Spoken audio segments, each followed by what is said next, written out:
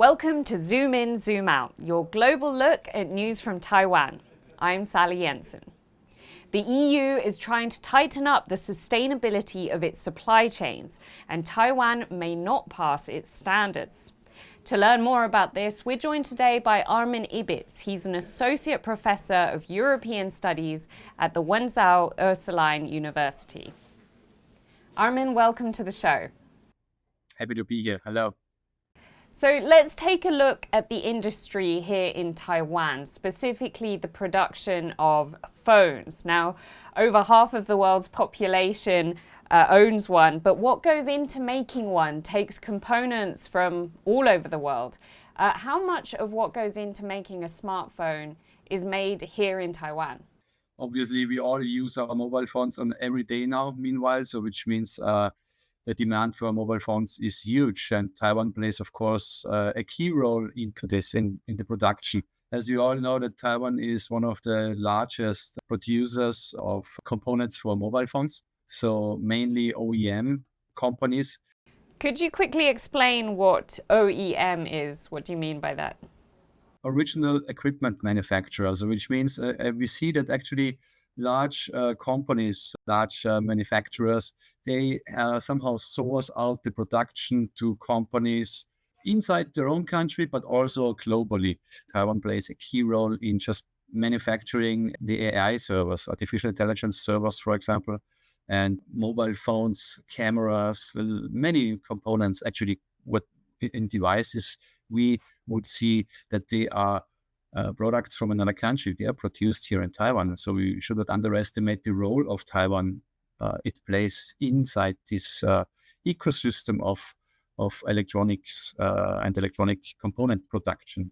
Manufacturing chips, for example, uses a lot of energy and water. What kinds of environmental problems is this causing here? Maybe we start from the economic side first. Of course, the contribution of this production of electronics here in Taiwan has been very beneficial for the Taiwanese economy and also for job growth and economic development in a large. However, it leaves some kind of the question like the environmental burden on it. And you just mentioned that energy, for example, the energy usage for production facilities is quite immense, and also the water intake. We saw that, for example, that the Taiwanese, the local producers of wafers, for example, they try to work on recycling methods and also try to cut down the energy usage. However, it's very, very difficult to achieve this. So on the long run, I think Taiwan is in a situation where it's producing actually electronic components for the global market, and somehow the environmental burden stays somewhere here. So we need to accept this and see this like this. And what about its connection to the EU in this? Is it just a supplier of parts? The largest part of Taiwan's export, for example, is electronics. This also goes for the European Union market. So, for example, it takes a huge part of all the Taiwanese exports with a destination to Europe. Yes, that's true. However, we also need to see it in a different way. So, which means Taiwanese companies needs to react on the changes of the market from abroad. So it's a two-way direction. For example, the EU has set up several regulations which are trying to green the supply chain and the electronic sector itself in the past. And of course, this is also part of, it was taken up by local producers to follow and match these regulations and these requirements. So now let's zoom out on some of these regulations that you're talking about. For example, the Corporate Sustainability Due Diligence Directive is quite a mouthful that the EU recently voted on. Can you explain what this is? Yes, you're right. Actually, this directive has just been adopted in the European Union, and also made some headlines within European Union countries because it places quite a burden on companies. However, the burden also, we need to see it like this, aims for something. And this aim is to green the production and also somehow make Europe transform into a sustainable economy. So you just mentioned this corporate sustainable development due diligence directive, which is really quite a name, yeah, is covering a lot of issues. So which means mainly it will try to provide incentives for companies to think about their business models from a very foundational basis. So what we see as given, for example, now may not continue in the future. What I mean with this is all the businesses, for example, large businesses in Europe, they are forced to reconsider their some kind of um, practices in not only environmental terms, but also human rights terms. Is Taiwan falling foul of this directive? Let's put it like this. It puts pressure on all of the involved partners. Yes, it's true. I would single out two main sectors which would be hit quite heavily from this directive, which is first the electronics sector, and the other sector is our fishing industry. And I think in the fishing industry, we already saw that Taiwan has been put on monitoring lists because of the human rights issues there. But it also affects the semiconductor industry in Taiwan. So I would not call it a foul play, but there is room, of course, to implement and to adjust the local situation here to match the requirements. There is actually a transition period for this directive. So which means it was just adopted recently in April by the Parliament, by the European Parliament. And now there's a transition period, so which means it goes effective actually, and the first requirements are due 2027. So which means there is some time to get adjusted to it. And as I mentioned before, it starts with large companies first. So which means we talk about companies who are employing over 5,000 people and also over a global turnover of 1.5 billion euros. So we start here, and slowly a year later, the conditions and the scope of this directive goes to another level, which means smaller companies will be affected. Can you tell us how the semiconductor industry will be affected in this transition period? Mainly, we need to understand that the semiconductor materials which are going into the production process in Taiwan, they are, of course, not mined here locally. They are all sourced from abroad. And we know that materials going into the production process, they come from many, many regions in the world. And several regions in the world really face issues on environmental terms and also on human rights terms. So the idea of this directive is to ensure that the suppliers upstream and also actually downstream business partners, they are following certain regulations. So which means in the case of Taiwanese semiconductor industry, it would mean materials sourced from abroad.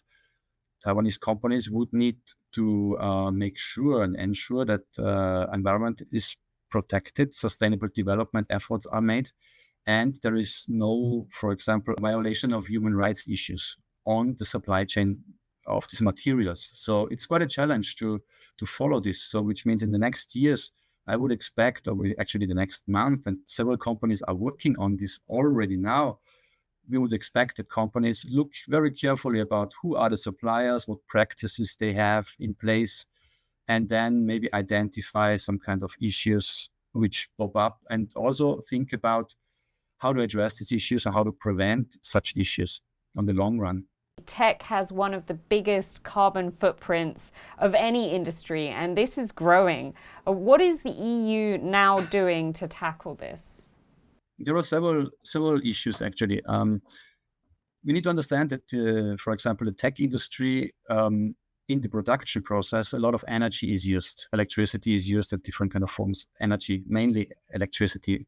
So which means if we could reduce fossil-based energy supplies in this industry, we would have gained a lot. But of course, we need to understand it like this. It's not only the production process itself. It goes already way beyond this and starts already in the mining processes. So if we want to grasp a complete picture of the ecological footprint of products, we would need to start to think about mining, refining, supplying the products, then the processes of the production, but also operating and using the products. And then it comes, of course, also the end of life situation. So we need to distinguish these different sections, actually. Could you tell us a little bit about the CBAM, the Carbon Border Adjustment Mechanism, and how that might affect some Taiwanese companies? It was actually designed along with the European Green Deal in 2019, and it came along with other measures as an instrument with the purpose and the aim to cover and to address carbon leakage. So for carbon leakage, we need to understand what is carbon leakage. Carbon leakage means if we outsource our production to other regions, to other countries, and they are using, for example, different production methods and energy, they have a different energy structure, which may be more fossil-based, then we understand that actually with our outsourcing of our production to other regions, we also somehow hand over the carbon emissions to those countries. So given that now different regions have different carbon intensities, so this CBAM actually tries to integrate and prevent that countries with mainly fossil-based energy structures can gain advantage, let's say it like this, can gain advantage because of the cheaper production. So the main idea is like we create a level playing field. And the CBAM is actually an instrument which would mean the importers of products into the European market would first make sure that they understand the carbon emissions of the product. And second, if those products come from a country which has no carbon price in place, that they have to buy some certificates, credits, carbon credits, we call it. This would also affect Taiwanese producers, yes, because the energy structure in Taiwan is still quite fossil-based, which means Taiwan would face some kind of a tariff or a carbon adjustment on the border when it's exporting products to the EU, yes. Just to give you one example, one of the largest producers of electronics here in Taiwan, TSMC, is, of course, very aware about CBAM, and they're preparing to avoid any kind of disadvantages for their business. So which means a switch from the energy structure, the energy source here in Taiwan, from coal and other fossil-based sources into wind, we could already see now, because TSMC was drawing up a contract with Ørsted to actually draw energy from the wind offshore park in Taiwan. So yes, I would say we can see that local producers are reacting on it. Thank you so much for your insight, Armin. It's been great having you on the show. Thank you. It was a pleasure. Thank you for watching Zoom In, Zoom Out. You can find more stories from TaiwanPlus News by going on our website and following our social media. Thanks for watching. We'll see you next time.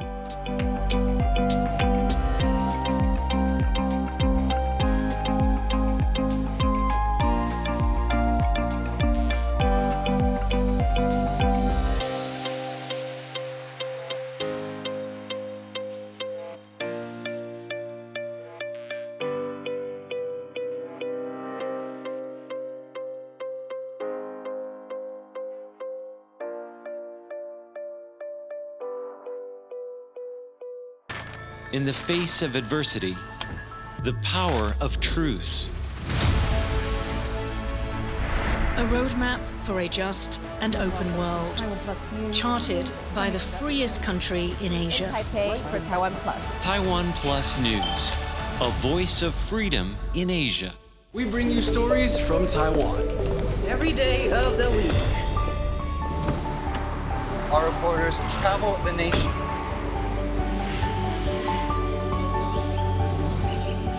Exploring the issues that matter to you. News from here in Taiwan and around the world. What's up, Taiwan? On TaiwanPlus.